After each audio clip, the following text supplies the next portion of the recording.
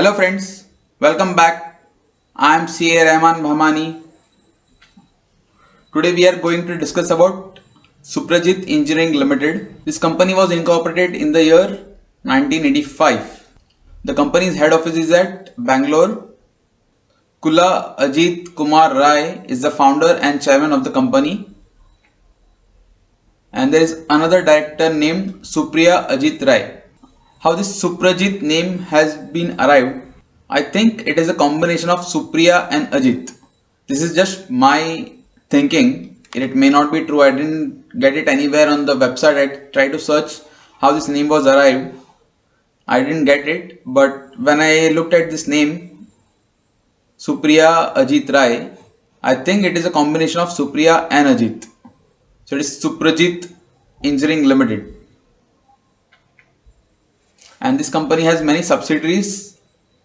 So let's see what are the subsidiaries of the company. So the company has Suprajit Europe, Suprajit Automotive, Suprajit USA, Suprajit Foundation. This is a CSR arm, and it also has Phoenix Lamp division. It was earlier Phoenix Lamps. This was merged with Suprajit recently. And under Suprajit USA, it has Wilson Controls LLC, which has two plants. Here there are another two subsidiaries, Luxlight Luxembourg and Trifa Germany. So all these companies are under the main head of Suprajit Engineering Limited.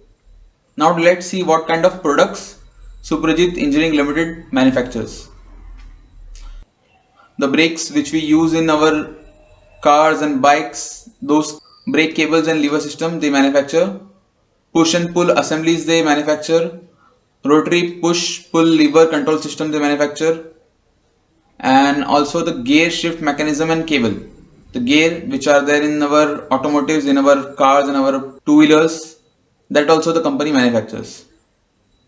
And also the joystick and remote valve control system and vehicle lighting, which includes halogen and auxiliary lamps, and also the clusters and speedometers, and also many kind of spare parts related to the automobiles or the cars and the bikes. Now let's see who are the major customers of Suprajit Limited. The major customers are this Volkswagen, Mahindra, Tata, BMW, Maruti, and also TVS, Bajaj, Honda, Hero, Royal Enfield. So you can see that four-wheeler manufacturers are also the customers of Suprajit, and also the two-wheeler manufacturers are also the customers of Suprajit. Other than that, the company also supplies its products to Godrej, L&T, Whirlpool, General Electric, and many other customers. These were just the big names to whom the company supplies. Now let's see the shareholding pattern. Who are the major shareholders? And for that we'll be going to trendline.com. And just a disclaimer friends, Trendline is not paying me anything. I'm using it for the benefit that we can get the data freely available on that website. You can use any other website which you feel comfortable. So here we are on trendline.com. On quarter ended June 2020, the shareholding pattern was as follows. The promoters were holding 44.57% shares. Kula Ajit Rai 2.73% and Supriya Ajit Rai 1.26%. And there is Ashish Rai, Akhilesh Rai, Ashutosh Rai. They are also holding 0.86% respectively.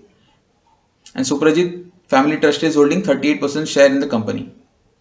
Now let us see the institutional holding, which all institutions are holding the shares. So HDFC Small Cap is holding 5% of a share. DSP Small Cap Fund is also holding 4.62%. And foreign portfolio investors are holding 2.86%. And other financial institutions and banks are holding 0.02%. Insurance company includes Bajaj Allianz Life Insurance Company. It is holding 1.45% share in this Suprajit Engineering Limited. Friends, I have taken this figures from Money Control website. Just a disclaimer that this Money Control website is not paying me anything. I have just used this data because it is freely available on their website. You may use any other website for your convenience if you like any other website for your analysis. Friends, now let us see the income statement, how the company is making its sales and how it is making its profits. So if you have watched my earlier videos, you know that we will be discussing about last 5 years, which is from 2016 to 2020. In 2016 it was 952. All these figures are in crore of rupees, friends. In 2016 it was 952. In 2017 it was 1202. In 2018 it was 1431. In 2019 it was 1589. In 2020 it was 1562. From 2019 to 2020 there was a little drop in sales. Now let us see the profit figures. The profits were 80 crores in 2016. In 2017 it was 113. In 2018 it was 138. In 2019 it was 133. And in 2020 it was 103. So friends, you can see there was a drop in net profits starting from 2018, when the net profit was the highest, which is 138 crores. After that the net profits went down a little and then even more. Friends, do remember this March 2018, which has the highest net profit. I'll be showing you this thing which will correlate with the charts which we will see at the end of this video. So continue watching till the end to know how it correlates. Now let us see the quarterly figures. So we have taken the last 5 quarters starting from June 2019. In June 2019 it was 363. In September it was 398. In December it was 412. In March 2020 it was 389. And in June it was 177. Obviously this was because of the COVID situation. There was a lockdown all over India and the sales were impacted due to COVID-19. But now let us see the profits. The profits were 24 crores in June 2019, and in September it was 44, in December it was 31, and then in March it was just 2 crores of profits. And in June there was a loss of 14 crore. This was because of COVID situation, which I had already mentioned. But you can see there was a big drop in the March quarter. The net profit has gone down to 2 crores and then in negative in June. This is the extract from the June quarter financials which the company has published on its website. Let us read this B point. As on 31st March 2020, the group had investment of 1085.28 million in Franklin Templeton Mutual Fund, valued at net asset value. As on said date, FTMF voluntarily decided to wind up 6 of its fixed income debt schemes effective from April 23rd, 2020. And FTMF communicated that NAV per unit will continue to be computed and declared as per the same accounting and valuation principle as done prior to April 23rd, 2020. So friends, if you are not aware, Franklin Templeton Mutual Fund has closed down 6 of its schemes, particularly fixed income debt schemes were closed down by Franklin Templeton Mutual Fund. And Suprajit Engineering Limited had an investment of 1085 million in Franklin Templeton Mutual Fund. Now it is not clearly mentioned whether this whole amount was in this 6 scheme or it was invested in various other schemes also. And the company had said that in preparing the consolidated financial results, the group made a provision of 108.53 million. So there was an investment of 1085.28 million, which comes to around 108.53 crore. 108 crore of investment was made in Franklin Templeton Mutual Fund. The company had made a provision of 10.85 crores, which means they had already booked a loss of 10 crore. Now let us see the 3 years CAGR sales of Suprajit Engineering Limited. It was 10.41 in 2016. In 2017 it was 27.68.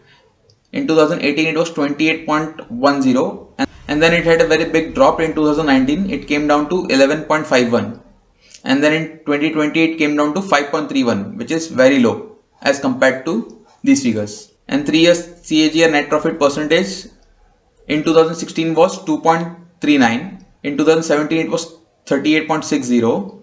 In 2018 it was 44.71. Then there was a very big fall. It came down to 15.76. And in 2020 it was 8.56, which is very low as when you compare it with this 44 and 38. This 8 is very low. Let us also see the EPS. EPS is nothing but earning per share. On one share, how much the company is earning. In 2016 the company was earning 6.41. In 2018 it was earning 8.13. In 2018 it was earning 9.90. In 2019 it was earning 9.57. In 2020 it was earning 7.43. So if you see from 2018, if you remember, I had shown you that the net profit started decreasing from there. So the EPS has also decreased from 2018. In 2018 it was a peak with 9.90. Then in 2019 it was 9.57, and it is going downwards to 7.43. Let us also see some more figures. Market cap is 2693.94 crores as on date today, which is 26 August 2020. So you can see the PE of the company, price to earning ratio of the company, is 41.91, whereas the industry PE is 20.95. So if we compare the PE of this company with the industry PE, the company is 2 times more costlier than the industry average. Friends, now let us see on the chart how the company has performed from 2018, which I had told you earlier that was a peak time with the highest net profit, and then after 2018 the profits has reduced. So let's see on the charts. So friends, today on 26th August 2020, you can see the details here, friends. So company's open price is the open price is 193 and close price is 193.10. So it has closed where it has opened, only a 10% gain on the closing. So yeah, the company has been growing since last 2-3 months. Towards the May ending, the price was in the range of 115 to 120, and then now the prices are 193. So let us go a little backwards and see what was the price in 2018. So in 2018 the price were 313 was the high over here, and here it was 347.90. So these were the two high made by the companies. This was in June 2017, and this was in January 2018.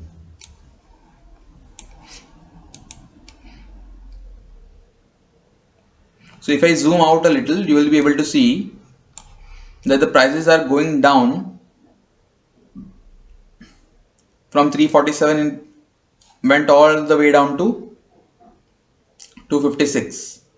Then it was going sideways, and then it went down again to 243. This was in July. This was in July 2018. So from January 2018, the price was 347. It had come all the way down to 234 in June 2018. Just in a matter of 6 months, the company came down from 347 to 234. And then you can see, friends, this is continuously going down. You can see this. Any layman can also see and understand that these prices are coming downwards. So this was from 2018 January to December 2018, and then from in 2019 the company has gone sideways. It was in this range.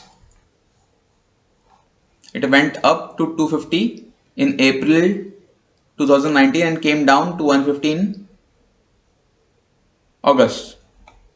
It again went up to touch the high of 219, and then because all of you know that there was a lockdown, the prices came down all the way down to 100, in the range of 100, 125, and now again it has come to 193. So I see a strong resistance in this area. This is what my understanding and my analysis says. If you feel that the prices will go higher and it is bullish, do let me know in the comment, and also let me know the reason why you think that the company's prices will go up. Because as I have shown you the sales figure and the net profit figure, the company's highest net profit was in 2018. After that, the company has continuously after that, the company's net profit is continuously going down. And now, because of the lockdown, you can see around yourself, are the people buying cars? Are the people buying motorcycles? How many people will be buying in the future? What do you think? Will there be more number of people buying cars and bikes?